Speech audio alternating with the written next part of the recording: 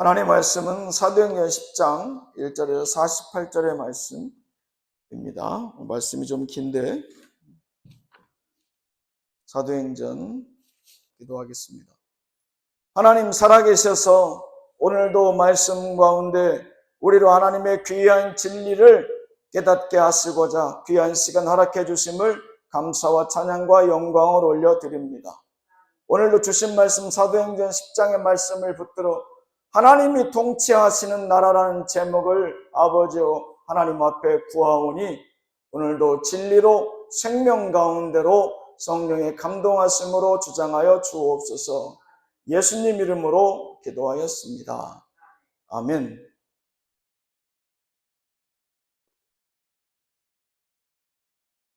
오늘 내용은 잘 아시는 바와 같이 크게 두 명의 주연이 나오죠.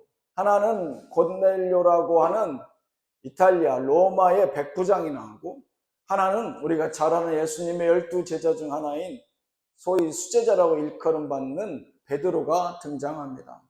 그런데 오늘의 이 만남은 전격적으로 하나님께서 중매하시고 하나님께서 이 모든 일을 추진함으로 그 어떤 만남이 성사되게 됩니다. 베드로와 고넬료는 일면식도 없는 사람들이에요. 그리고 그들이 서로에 대해서 아는 바도 없고 서로에 대해서 알 일도 전혀 없는 그런 다른 계층의 사람들이죠. 로마 군대의 백부장이라 한다면 그 당시에 어떻게 보면 지배계층이고, 또 이스라엘 백성 중에 하나인 베드로는 피지배계층, 우리로 얘기하자면 일제 36년 하에서 나라 잃은 슬픔 가운데에 놓여져 있는 그러한 사람이 바로 베드로인 것이죠. 근데 오늘 하나님께서는 그 성령의 감동하심으로 이 고넬료와 베드로의 만남을 주선하게 됩니다. 그 주선하는 것도 극적이에요. 둘 다 누군가를 통해서 소개받는 것이 아니라 저들이 기도할 때에 환상 중에 하나님의 영을 경험케 하시죠. 그래서 그 발걸음을 베드로를 청하게 하고 굳이 베드로를 이끌어 고넬료에게 이르게 하시는, 그리고 그곳에서 베드로는 담대히 예수 그리스도의 복음을 증거하는 장면이 바로 오늘 우리가 읽으셨던 사도행전 10장 1절로부터 48절의 말씀입니다. 철저히 오늘 이 말씀은 하나님께서 주선하시고 하나님이 계획하신 만남이라는 것이죠. 이사야서 52장 7절 말씀에 보면 좋은 소식을 전하며 평화를 공포하며 복된 좋은 소식을 가져오며 구원을 공포하며 시온을 향하여 이르기를 내 하나님이 통치하신다 하는 자의 산을 반 넘는 발이 어찌 그리 아름다운가. 곧 하나님이 통치하시는 나라는, 하나님이 다스리는 나라는 늘 하나님의 말씀이 선포되고 그곳에 구원이 공포되는 그런 하나님이 넘쳐나는 곳이다. 곧 오늘 베드로와 고넬료의 만남은 하나님이 주선하시고 하나님이 그들 가운데 임하셔서 부활과 생명의 복음을 증거하는 하나님 통치하시는 나라다. 그 하나님이 통치하시는 나라의 그 단면을 오늘 사도행전 10장을 통해서 우리가 보고자 합니다. 말씀의 제목이 하나님이 통치하시는 나라예요. 하나님이 주인이시고 하나님께서 그 모든 일을 관장하시는 나라. 우리가 주인이 아니죠. 민주주의는 국민이 주인이지만 하나님이 통치하시는 나라는 우리가 주인이고 우리가 주연이 아닙니다. 하나님이 통치하시는 나라는 하나님이 주인이시고 하나님이 그 모든 일을 주관하시죠. 마치 에덴 동산의 주인이 하나님이신데 아담과 하와는 그들 뜻대로 할 수 있다는 착각에 빠진 것처럼 우리는 지금도 그런 착각에 빠져 살게 되죠. 사람들은 우리 인생의 주인은 우리라고 얘기하지만 사실 우리가 인생의 주인인데 우리는 언제 와서 언제 돌아갈지 우리의 몸조차도 알 수 없으니 사실 우리는 내 인생의 주인이라고 하는 데는 분명 무리가 있습니다.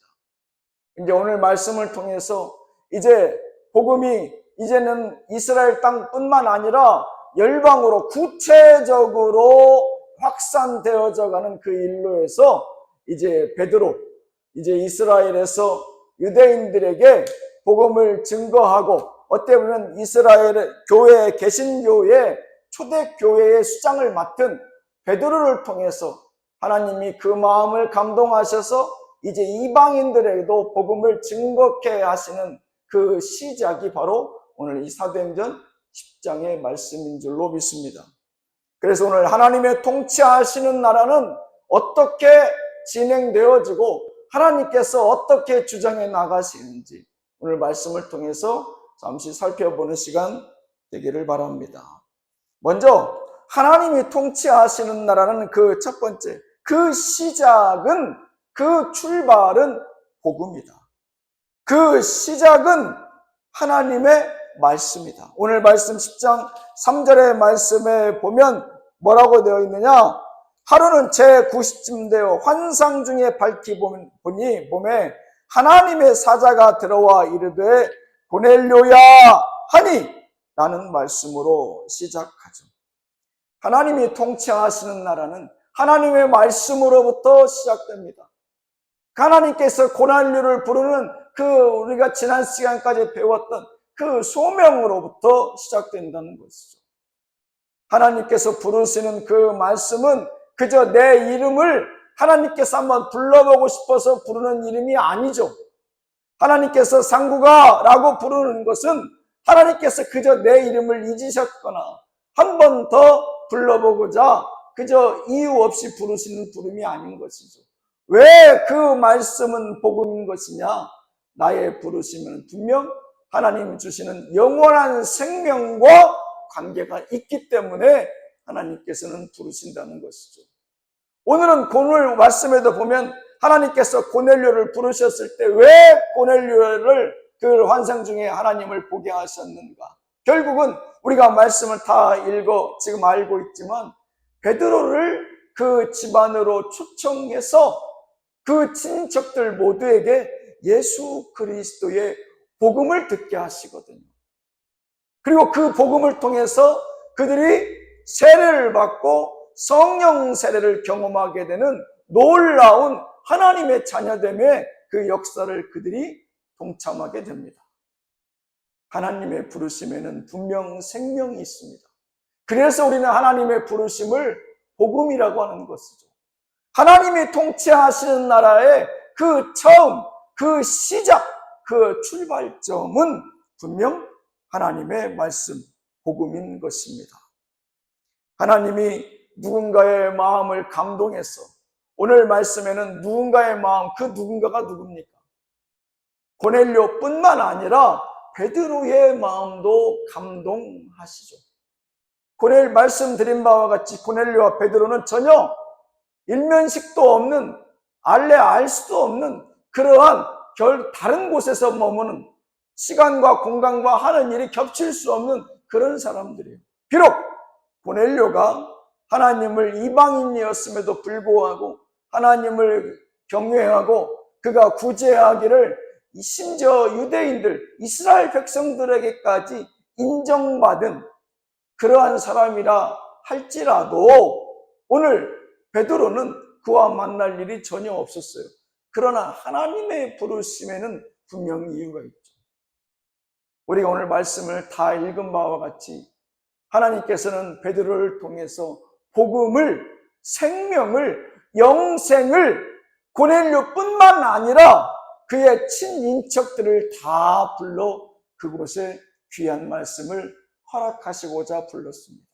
그래서 그 부르심은 처음에는 단순히 그 이름 세 글자 고넬료에 있었지만 그것은 우리가 복음이다, 생명의 말씀이다 일컫는 것이죠. 우리의 지난 삶도 마찬가지입니다. 하나님께서 우리를 불러주셨을 때에 누군가는 아는 사람의 또 부모의 친구의 손을 이끌어 하나님 전으로 이끄신 것 같지만 실상은 그렇지 않죠. 실상은 내 손을 이끌고 내 발걸음을 주장했던 그 누군가의 마음을 하나님께서 먼저 감동하셨고 두 번째로는 그 따라 나서는 우리의 마음을 감동하신 줄로 믿습니다. 하나님은 하나님의 사람을 불러 세울 때에, 아니면 그 영혼을 구원의 길로 인도할 때에 전혀 무작정 맹목적으로 기계와 같이 그들을 결코 부르신 적이 없습니다. 사울은 처음 그가 다메섹으로 가는 길에 예수님의 부르심을 받을 때에 그가 그 이유를 전혀 알지 못했어요. 너무 혼란스러웠어요.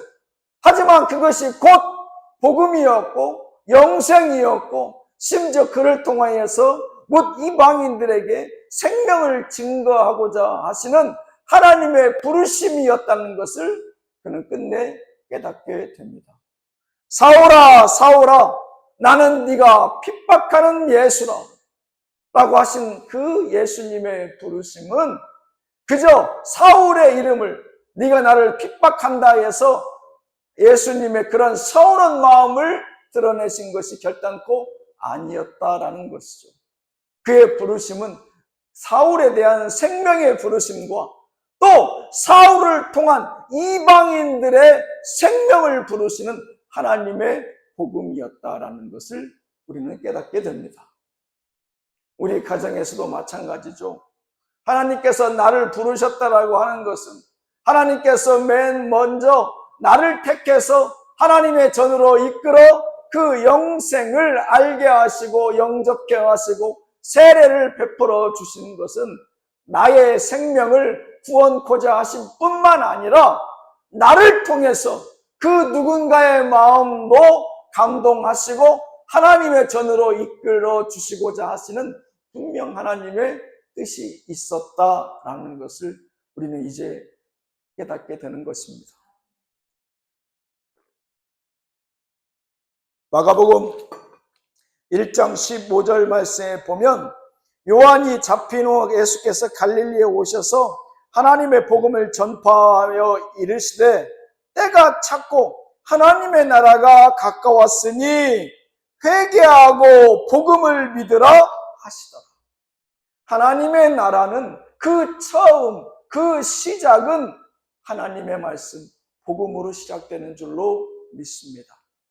주께서 하나님의 교회를 세우시고 오늘도 집사님을 통해서 기독케 하시는 것처럼 우리의 이름을 불러 이곳으로 인도하시는 것은 우리의 마음을 감동하셔서 그 누군가에게 이끌어내시고자 하는 복음의 말씀이요, 그 복음의 부르심이요, 또 우리를 통해서 이제 누군가 그 복음을 듣고 영접하게 하실 하나님 복음의 소리라는 것이죠. 생명의 말씀인 것입니다. 하나님은 하나님이 통치하시는 나라를 그저 아무나 다 이끌어 그 하나님의 품 안에 하나님의 나라에 머무시는 것이 아니다라는 것을 말씀하고 계신 겁니다. 하나님께서 그 음성을 듣고 그 음성에 생명이 있고 그 음성에 영생이 있다는 것을 하나님께서는 불러 깨닫게 알게 하시고자 우리를 부르셨다는 것이죠. 오늘 말씀 사도행전 9장 10절의 말씀은 베드로와 고넬료의 만남의 사실은 그 결과보다 과정을 보게 하십니다. 하나님께서 어떻게 그들을 만나게 하시는지, 베드로는 그 하나님의 그 영감과 감동과 계시를 받아들이는 게 쉽지 않았어요. 그가 예수님의 수제자였음에도 불구하고 부활의 예수 그리스도를 경험했음에도 불구하고 너희에게 성령이 임하시면 온 땅 끝까지 복음을 증거하라는 예수님의 유언을 그가 들었음에도 불구하고 하나님의 계시를 그가 바로 듣고 순종하는 건 쉽지 않았어요. 왜? 그들의 종교법상 그들의 율법이 이방인과의 교제를 허락치 않기 때문에 그렇습니다. 두 번째로 하나님이 통치하시는 나라는 우리의 편견의 벽을 허무신다. 편견의 벽을 허무신다. 편견이라는 건 뭡니까? 그것이 진리가 아님에도 불구하고 우리가 끝까지 그 무언가를 주장하고 고집하고 지키고 세우려고 하는 것, 그것이 바로 편견 아닙니까? 그 모든 것이 일방적이고 지극히 주관적이면서도 그럼에도 불구하고 그것을 고수하려고 고집하는 것. 그게 바로 편견인 것이죠. 오늘 하나님께서는 베드로와 그 고넬료를 부르심에 앞서서 사실 그 편견의 벽을 깨부시고자, 무너뜨리고자 누굴 먼저 감동하시느냐? 사실은 베드로에 앞서 이 고넬료를 하나님께서는 그를 감동하셨죠. 사실 고넬료는 크게 어려움이 없었어요. 왜? 하나님께서 그를 계시 가운데 불러 베드로를 청하라 하고 했을 때 이 고넬료는 즉시 순종하죠. 그런데 사실 어려운 사람은 고넬료가 아니라 베드로였습니다. 오늘 말씀에 보면 3번이나 동일한 환상으로 예수님께서 베드로에게 보여주신 그 환상의 내용 말입니다. 하늘로부터 무언가 먹을 것을 내려주셨는데 베드로가 이것은 깨끗한 것이 아닙니다. 이것은 속된 것입니다. 소위 율법에 어긋나는 것입니다. 처음에 베드로는 하나님께서 본인의 신앙을 테스트하는 것으로 여겼을지도 몰라요. 내가 제대로 율법을 알고 계신지, 내가 율법을 어기고 세상과 타협하고자 하는지, 혹시 하나님께서 그걸 시험하는 것인가 해서 그는 거절했죠. 하지만 하나님의 뜻은 거기에 있지 않았어요. 하나님은 그에게 율법을 시험하는 것이 아니라 율법을 허락하신 하나님이 주시는 것은 그 어떤 것도 인간이 판단하거나 거절하거나 거부할 수 없다라고 말씀하시는 것이죠. 내가 깨끗하다 하는데, 내가 속되지 않다 얘기하는데 왜 베드로 네가 그것이 깨끗이 않다, 속되다 얘기하는 것이냐라고 하나님이 3번 강조하셔서 말씀하시죠. 그렇습니다. 우리의 신앙이 여기에 이 큰 장애물에 늘 걸리죠. 대부분의 신앙생활도 우리는 비슷한 부류의 사람과 말이 통하는 사람과 나와 백그라운드가 그래도 좀 서로가 이해할 만한 그러한 사람들과 교제하고 신앙생활도 감당해 나가죠. 나하고 전혀 말도 통하지 않고 어떤 삶의 수준이 다른 사람하고는 사실은 서로 간에 신앙적 교류가 어려운 게 바로 우리의 현실 아니겠습니까? 심지어 오늘 베드로가 하나님의 명으로 만나게 하시고자 하는 고넬료는 베드로는 완전히 다른 사람이에요. 소위 지배계층과 피지배계층. 베드로가 함부로 만날 수 없는 사람이에요. 오히려 고넬료는 명예에서 언제든지 베드로를 청할 수 있으나 베드로는 함부로 청할 수 없는 사람이란 말이에요. 왜? 그는 나라에 이르는 속국의 한 어떻게 보면 천민과 같은 노예로 전락한 신분이고 고넬료는 그들을 감시, 감독하는 지배자의 위치에 있기 때문에 그런 것이죠. 그것뿐만이 아니에요.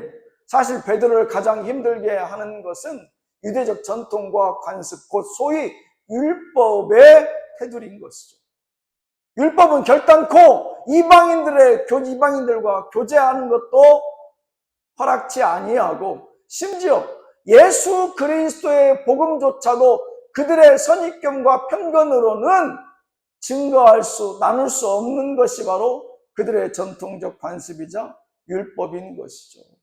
그래서 베드로는 거기서 즉시 하나님이 보여주시는 환상 가운데 네 주님 그렇게 하겠습니다라고 할 수 없는 것도 사실 무리는 아닙니다. 왜?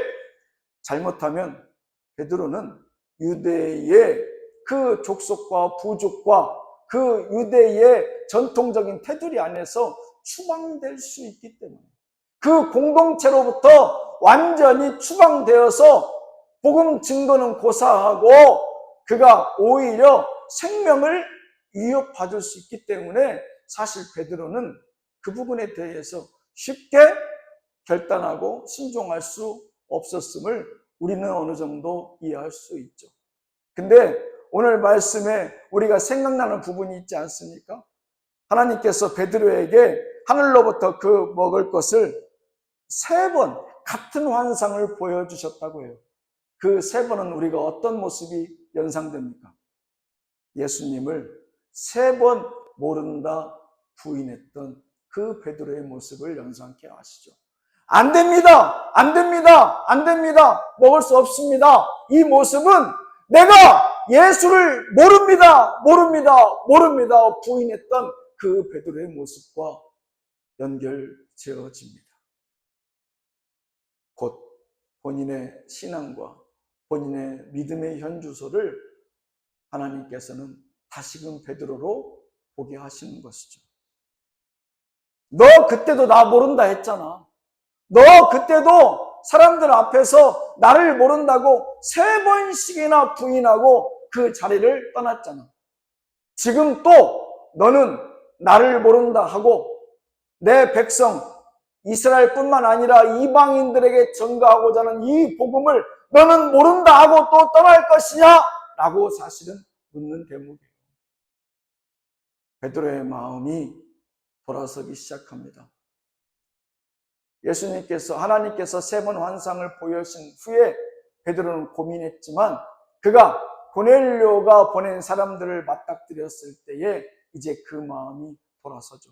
아하, 내가 거절하거나 거부하거나 나의 하찮은 이 식견과 편견과 선입견으로 거절할 수 없는 것이 복음이지, 하나님의 말씀이지 라고 다시금 베드로는 깨닫게 됩니다.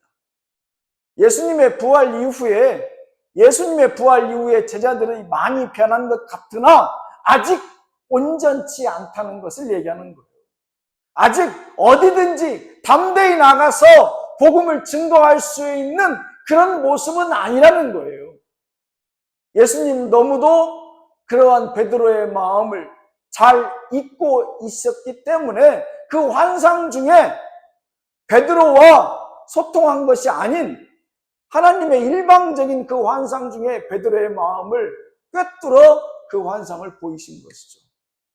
네 마음이 지금 이렇잖아. 네 마음이 아직도 내 마음에 내가 하라, 내가 전하라, 증거하라 할 사명과 하나님의 말씀에 순종할 준비가 되어 있지는 않은 것 같다라고 베드로에게 보여주신 것이죠. 좋은 말로 편견이요, 좋은 말로 선입견이지 사실 이것은 무엇입니까? 이건 불순종입니다. 우리 가운데에 복음에 대한 편견과 선입견은 불순종이라고요. 하나님의 말씀에 대한 불순종, 피조물이 조물주에 대한 불순종, 우리 구원의 주인 대신, 우리 삶의 주인 대신, 내 생명의 주인 대신 하나님과 예수 그리스도의 그 보혈에 대한 불순종이라고요. 편견 아닙니다. 선입견 아닙니다. 불순종입니다. 곧 회개해야 된다고요. 이런 부분에 대해서. 사랑하는 자들에게 복음을 전해라. 너에게 일면식도 없지만 그들에도 복음을 증거하라. 라고 말씀하셨을 때에 우리의 편견과 선입견의 가면을 쓰고 주님 앞에 불순종의 죄를 지어서는 안 되는 것입니다. 말씀을 정리하겠습니다. 하나님이 통치하시는 나라의 시작은 복음된 생명의 하나님의 말씀으로 부르심으로 그 시작된다는 것을 우리는 깨달아 알게 됩니다. 나아가 이제 그 하나님의 말씀은, 그 부르심은 우리의 편견을 온전히 무너뜨리셔서 결단코 불순종으로는 복음을 영접할 수도 증거할 수도 없는 것을 깨달아 알아 먼저 그 죄를, 불순종의 죄를 하나님 앞에 다 도말하시고 순종하는 모습으로 그 복음을 붙들게 하시는 줄로 믿습니다. 기도하겠습니다. 주님 감사합니다. 주신 말씀 사도행전 10장 1절에 48절의 말씀으로 하나님이 통치하시는 나라라는 제목으로 그 은혜를 청하고 있습니다. 하나님이 통치하시는 나라, 그 시작과 끝은 하나님의 말씀, 그 복음인 줄로 믿습니다. 생명인 줄로 믿습니다. 그 부르심에는 분명 하나님의 영생의 약속과 구원의 축복이 있는 줄로 믿습니다. 우리의 편견과 선입견이 그 말씀 증거에 장애물이 되지 않게 하여 주시옵소서. 불순종의 죄를 범치 않게 하여 주시옵소서. 하나님의 나라, 하나님이 통치하시는 나라, 그 나라를 위해서 부족하지만 이 한 주간도 하나님의 말씀을 붙들고 순종함으로 그 믿음 지키며 때를 따라 주시는 감동으로 복음을 증거케 하여 주시옵소서. 예수님 이름으로 기도하였습니다. 아멘.